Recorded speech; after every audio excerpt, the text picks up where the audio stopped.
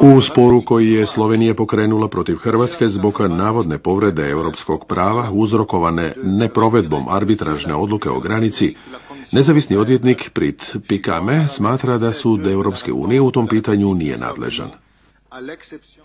Lijep pozdrav. Mišljenje nezavisnog odvjetnika Suda Europske unije poklapa se sa stajalištem Hrvatske, koja također smatra da taj sud nije nadležan odlučivati o zahtjevima Slovenije vezano uz provedbu arbitražne odluke. Inače, nezavisni odvjetnici posebno su Suda Europske unije. Oni ne zastupaju ničije interese, ni stranaka, ni javnosti, nego samo daju stručno mišljenje o relevantnim pravnim pitanjima. Njihovo mišljenje za sud nije obvezujuće.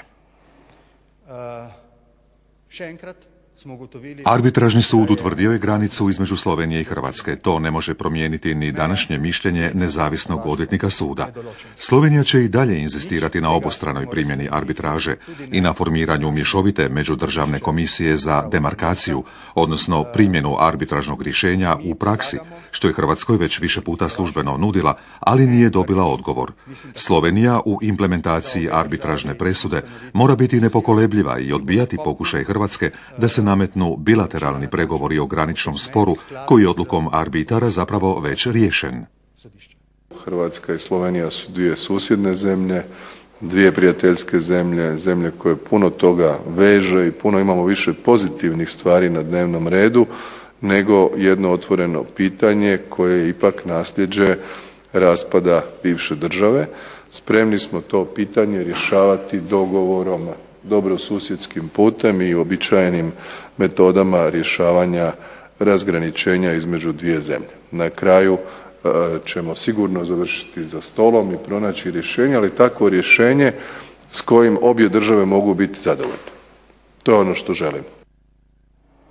Gošća teme dana je državna tajnica u Ministarstvu vanjskih i europskih poslova Andreja Metelko-Zgombić. Dobar vam večer, dobrodošli. Dobro večer. Evo za početak, kako je zapravo ovaj neovisni odvjetnik suda argumentirao svoje mišljenje? Koliko se ono poklapa s hrvatskom argumentacijom?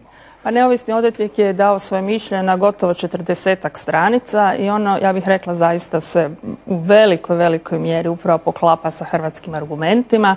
On je izrazio mišljenje da sud nije nadležan za rješavanje ovog predmeta i ono što je posebno važno, a što upravo slijedi hrvatsku argumentaciju, on je rekao da ono što je sporno između Hrvatske i Slovenije je nešto što se tiče međunarodnog prava iz područja međunarodnog prava, ne europskog prava.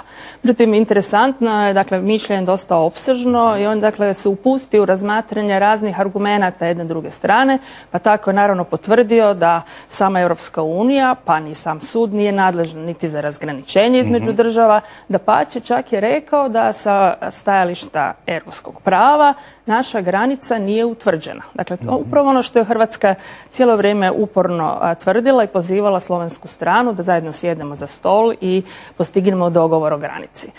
Dobro je i to što je sam neovisni odvjetnik ujedno rekao da u ovom našem slučaju nema govora niti o nikakvoj povredi vladavine prava. Dakle, to je ono što slovenska strana vrlo često zna isticati, a upravo, dakle, sud je sam rekao da to nije tako. I ima, dakle, čitav niz drugih jako dobrih utvrđenja ovog neovisnog odvjetnika. Dapače, on, dakle, poziva i smatra da bi se pravo rješenje upravo moglo naći međusobnim dogovorom između Hrvatske i Slovenije.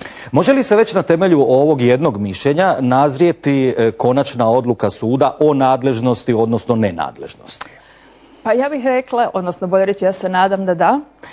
Naime, neovisni odvjetnik stvarno daje neovisno stručno mišljenje, kao što ste i sami naveli. On je to jako pomno i dobro izargumentirao i njegova uloga je da pomogne sudu donošenju odluke. Ja se nekako nadam i vjerujem da će sud prihvatiti tu argumentaciju i da će na tom tragu biti donesena odluka. Ali naravno moramo pričekati. Mislim, jasno, ovaj se predmet nalazi pred velikim vijećem, a statistika govori da veliko vijeće otprilike u nekakvih nešto više od 50% slučajeva sluša zapravo mišljenje neovisnog odvjetnika. Što će se dogoditi ako se sud Europske unije proglasi nenadležnim? Kakve sad pravne postupke može dalje pokretati Slovenija? Koliko čujem, pravo na žalbu nema.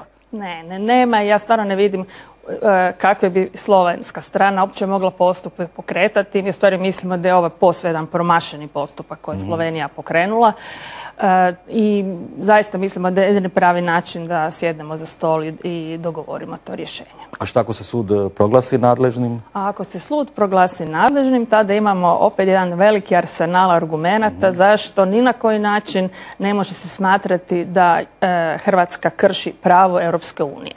I vrlo interesantno, dakle, taj neovisni odvjetnik ujedno je rekao, dakle, ne samo da granica nije utvrđena, nego da nije na snazi niti poseban ribolovni režim.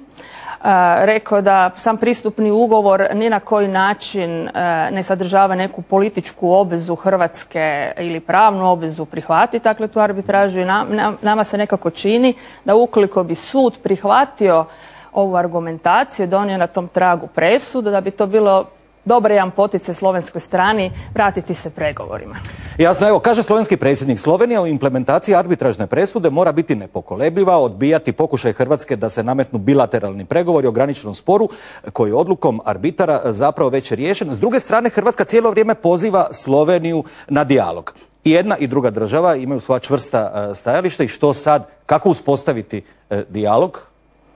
Pa ja se nadam da jednom kada i ako i kada sud donese odluku da nije nadležan, da će slovenska strana uvidjeti da ne postoji nijedan drugi put rješenja našeg otvorenog pitanja nego sjesti za stol i to zajednički dogovoriti. U svakom slučaju pratit ćemo razvoj situacije. Hvala vam puno što ste bili gošća večerašnje Teme dana. Hvala. Poštovani gledatelji, vama hvala na pozornosti. Lijep pozdrav.